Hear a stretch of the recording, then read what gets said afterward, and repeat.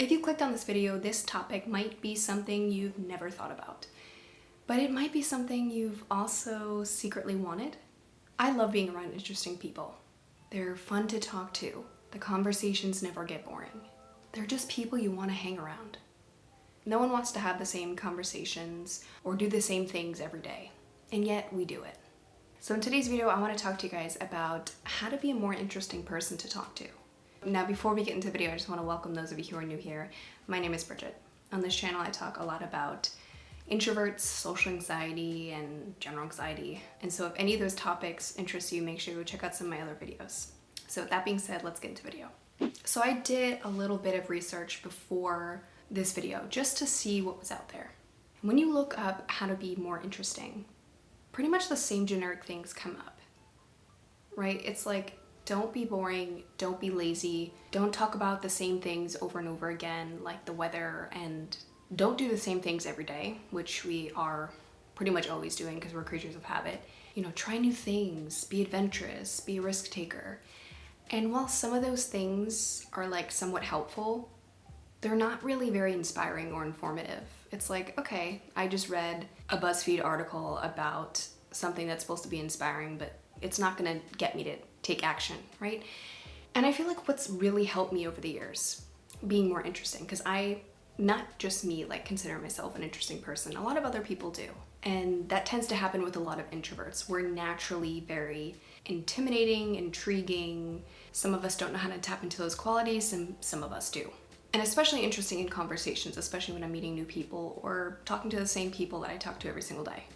One of the things that's really helped me, don't be the person who's constantly complaining. Nobody wants to talk to you. Nobody wants to be around that person with that negative energy. Don't complain all the time. You're gonna be like every other person on the street who's constantly complaining about their life. And that's a really simple one.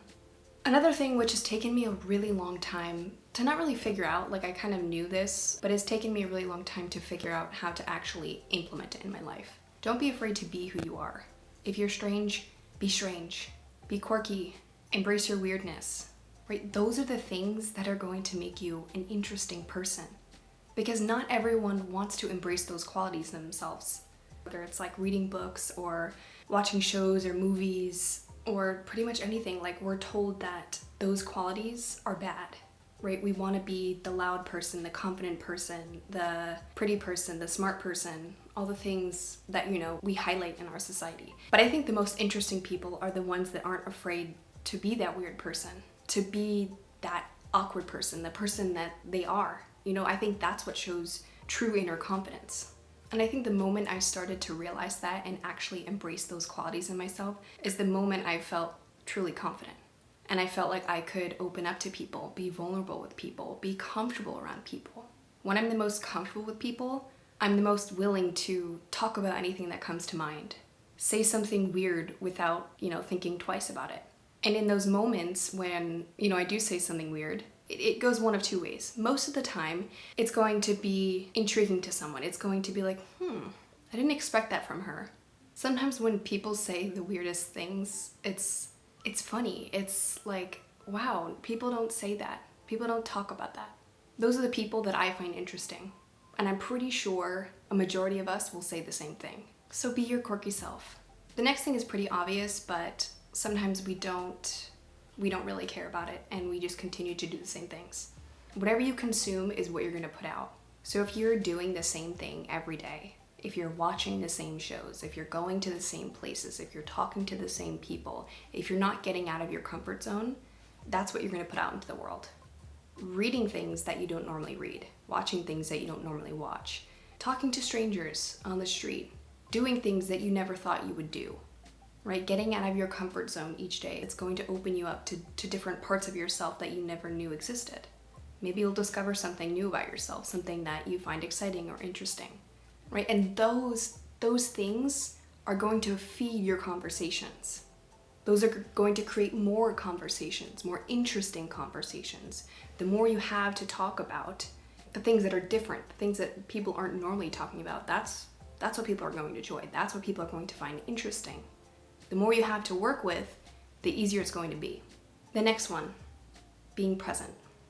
Now this is sometimes really hard for people, especially when we have like a lot going on, or if we're the kind of people that are really inside of our head, or the overthinking types, or even for the extroverts, like the people that just need to have that attention constantly on themselves and feel the need to speak whatever's on their mind and constantly be the center of attention. Like, no.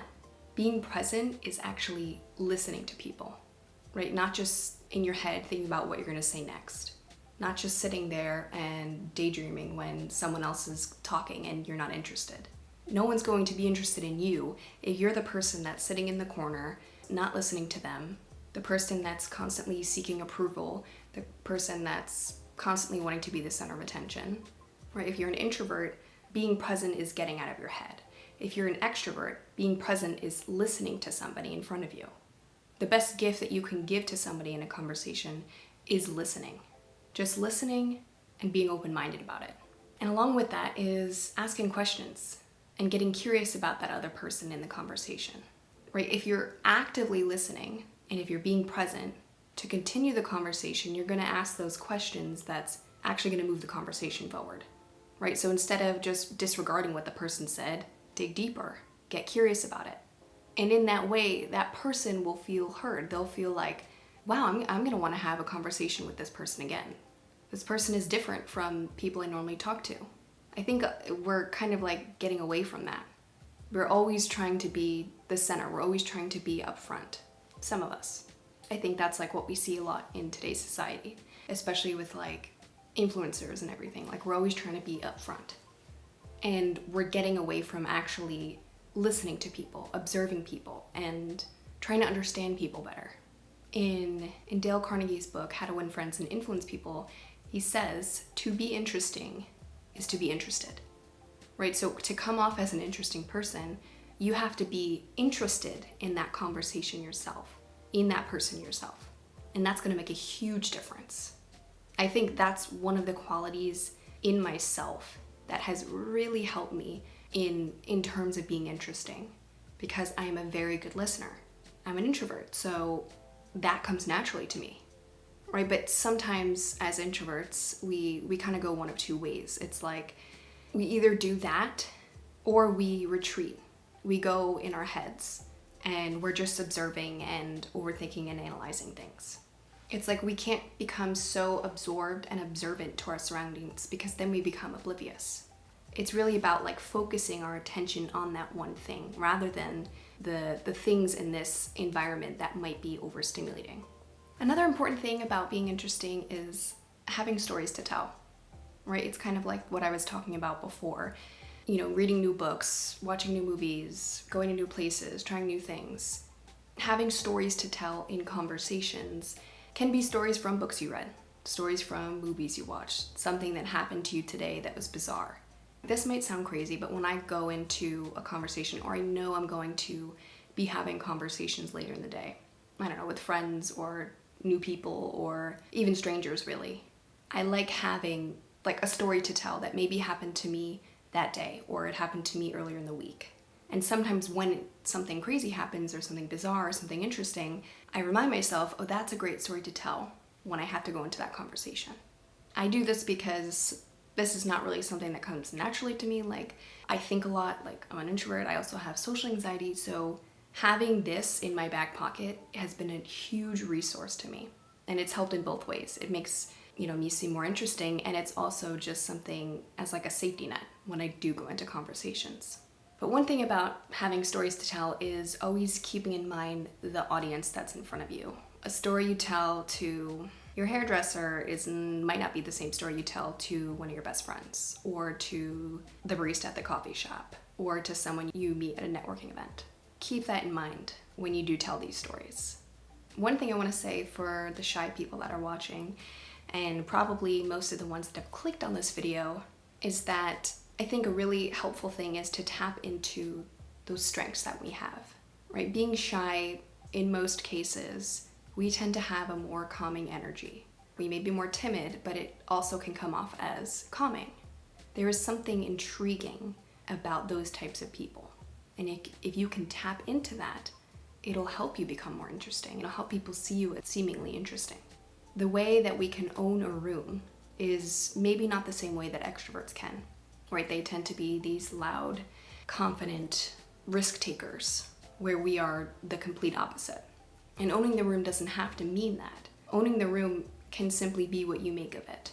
So if someone comes to my house, if they are invited to the restaurant that I picked, if they are at my favorite coffee shop, I immediately feel A, more relaxed and more calm, and B, I feel like I'm welcoming that person. When I tell myself that's gonna be the person that I'm going to be in this conversation, that's what comes off, right? So I give myself a task, and that is extremely helpful, especially for introverts or shy people, when you're kind of like intimidated about being that interesting person, being that confident person. In this space, I'm going to welcome 3 different people. I'm gonna hold my ground, right? So knowing how you work as a person is also very important when it comes to like being interesting. Being interesting for extroverts is gonna look a little bit different for being interesting for introverts. But a lot of these things will apply to both. So the next time you do go into a conversation, remember some of these things, rewatch this video, write things down, and see how the entire conversation can change. So thank you guys so much for watching today's video. I hope you guys found it useful and helpful as always, and I will see you next time. Bye.